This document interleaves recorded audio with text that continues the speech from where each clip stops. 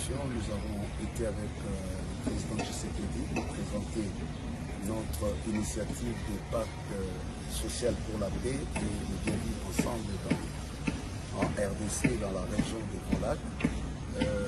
Il était question, après cet entretien, de voir les acteurs clés de notre pays.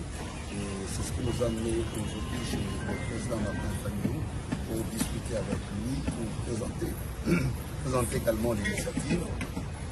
Et les entretiens se sont très bien passés. Il a accueilli avec intérêt. Il a fait des observations des fonds et des contributions. Et donc, nous sommes sortis ici avec un consensus clair sur l'intérêt qu'il y a à construire la cohésion nationale. Comme vous le savez, qu'il a pendant très longtemps lui-même aussi contribué et lutté pour que nous arrivions à cette cohésion nationale. Nous disons gloire à Dieu, donc nous continuons notre périple. Le plus important, c'est que nous nous préparons pour les grands forums qui s'annoncent, où les Congolais vont s'asseoir comme des hommes intelligents qui peuvent être en mesure de réinventer leur avenir commun par des mécanismes qui leur sont propres. Nous avons mis en exergue nos valeurs de Ubuntu ou de Ubuntu pour qu'enfin cette crise qui a longtemps duré prenne fin. Nous parlons d'une crise de près de 30 ans qui a fait plus de 10 millions de morts et qui fragilise le pays, qui nous humilie aux yeux du monde.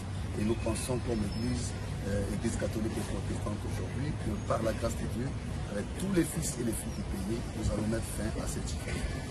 Je vois d'autre part que vous avez dénoncé à votre démarche de l'appel à un pacte social pour vous embrasser aux consultations en vue d'une conférence. Les consultations est une approche qui nous prépare justement au pacte, parce qu'il faut dire le pacte lui-même n'est pas encore conçu.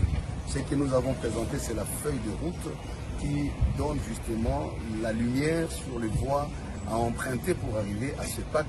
Quand nous parlons de pacte social, c'est-à-dire des engagements collectifs que nous devons prendre, soit pour révisiter notre pacte républicain, le compléter dans le sens de rendre assez fort notre engagement collectif pour que finalement nous arrivions à notre destin. Donc nous n'avons pas renoncé à notre démarche initiale, c'est plutôt la démarche qui nous amène à cet aboutissement.